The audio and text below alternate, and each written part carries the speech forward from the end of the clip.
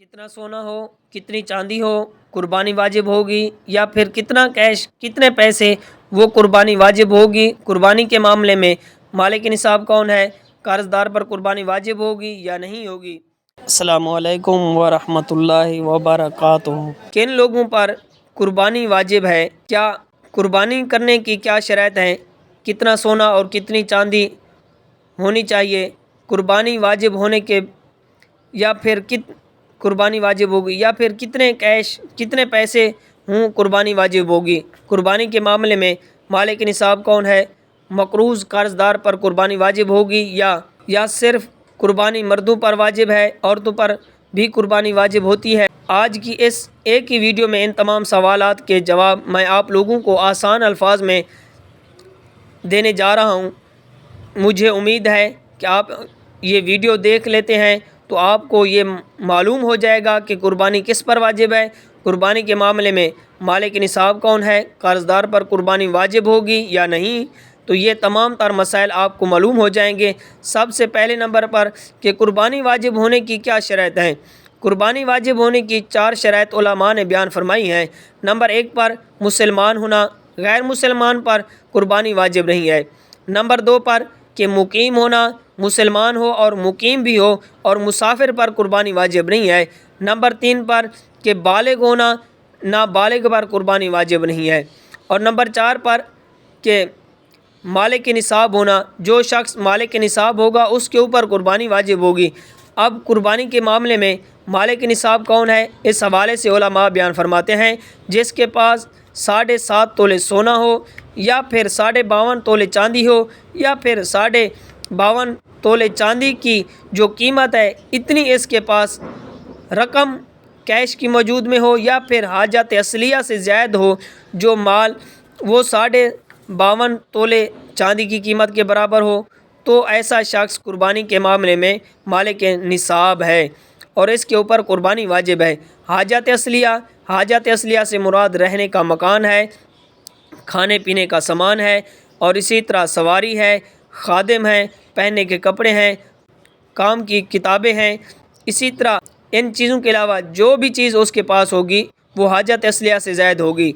इनको आप निसाब में अकाउंट करेंगे, अगर वो चीज़ें मिलाकर आपके पास इतनी रकम बनती है, आप इतनी मालियत के मालिक बन जाते हैं, तो 52.5 तोले चांदी की जो कीमत है, तो आप कुर्बानी के मामले में आप मालिक निसाब हैं, आपके ऊपर कुर्बानी करना वाजिब है।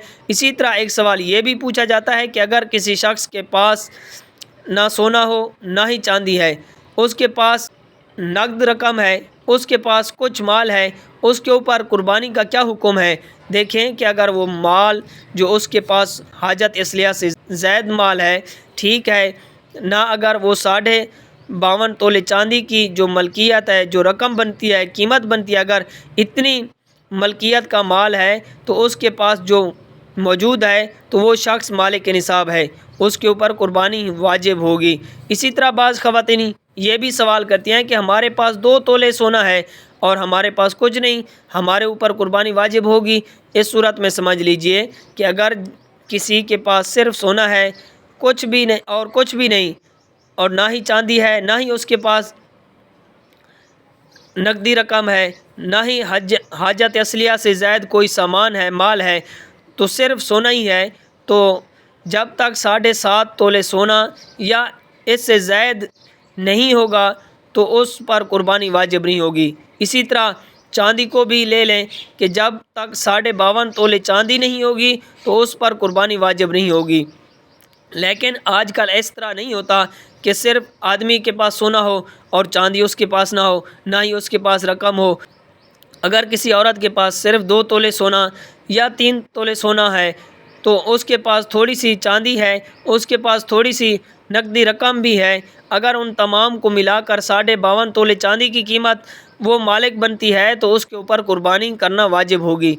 बहुत सारी ख़वातीन गलती करती हैं कि वो मालिक निसाब होती हैं लेकिन वो कुर्बानी नहीं करती, गुनाहगार होती हैं। अगर किसी औरत के पास थोड़ा सा सोना है, 1 तोले, 2 तोले या 3 तोले, या उसके पास नकदी रकम है 10,000, 20,000, 50,000, दोनों को मिलाकर फिर अगर वो 52.5 तोले चांदी की कीमत के बराबर उसकी ملکیت بن جاتی ہے تو اس کے اوپر قربانی واجب ہوگی، وہ قربانی کرے گی اور اس کے اوپر قربانی کرنا واجب ہے۔ یہ بھی سوال پوچھا جاتا ہے کہ جو شخص قرض دار ہے اس کے اوپر قربانی واجب ہے یا نہیں ہے، تو اس حوالے سے علماء بیان فرماتے ہیں کہ اگر وہ شخص جس کے اوپر قرض ہے، اگر وہ اپنا قرض نکالتا ہے اور اس کے پاس مال ہے کسی بھی شکل میں، اس کے پاس مال سونے کی شکل میں ہو یا نقد رقم کی شکل میں ہو یا پھر حاجت اصلیہ سے زائد، اگر اس کے پاس حاجت اصلیہ سے زیادہ مال ہو اور وہ قرض نکالتا ہے اور قرض نکالنے کے بعد اس کے پاس 52.5 تولے چاندی یا سونے کے 52.5 تولے چاندی کے برابر رقم بچ جاتی ہے تو وہ اس پر بھی قربانی واجب ہوگی۔ اگر وہ قرض نکالتا ہے اور اس کے پاس 52.5 تولے چاندی کے برابر قیمت یا 52.5 تولے چاندی نہیں بچتی تو وہ مالک نصاب نہیں ہے، اس پر قربانی واجب نہیں ہوگی۔ اسی طرح ایک سوال کیا جاتا ہے کہ مردوں پر قربانی واجب ہے یا خواتین پر بھی؟ اگر عورت بھی مالک نصاب بنتی ہے تو اس کے اوپر بھی قربانی کرنا واجب ہے، وہ اپنی طرف سے قربانی کرے گی۔ اگر وہ اپنی طرف سے قربانی نہیں کرے گی تو وہ گناہ گار ہوگی۔ آسان الفاظ میں میں آپ لوگوں کو سمجھاؤں گا کہ اگر کسی کے پاس 52.5 تولے چاندی کی ملکیت کسی بھی شکل میں موجود ہے، سونے کی شکل میں ہو، چاندی کی شکل میں ہو یا پیسوں کی شکل میں ہے، حاجت اصلیہ سے زائد ہے وہ مال ہے، اس مال کی اگر وہ مال 52 تولے چاندی کی قیمت کے برابر ہے تو وہ مالک نصاب ہے کسی بھی چیز کا، تو اس کے اوپر قربانی واجب ہے، وہ قربانی کرے گا چاہے وہ مرد ہے یا عورت ہے۔ مجھے امید ہے کہ آپ کو میری باتیں سمجھ آ گئی ہوگی۔